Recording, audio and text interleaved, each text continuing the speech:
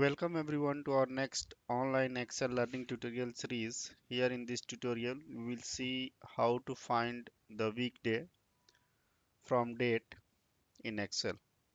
Suppose in one column the date is given and then in the next column you have to find out the weekday. So instead of typing manually like this, you can use Excel function. Type is equal to sign here, then select the text function. Then after select the cell here, comma,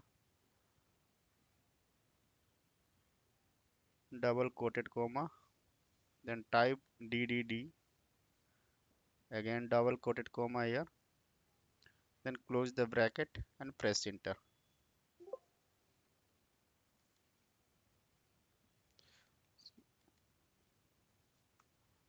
Here it should be comma here, then press enter.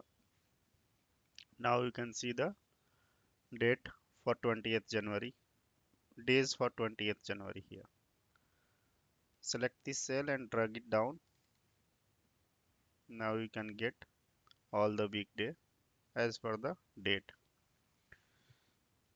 Thank you for watching this tutorial. Please subscribe our channel on YouTube.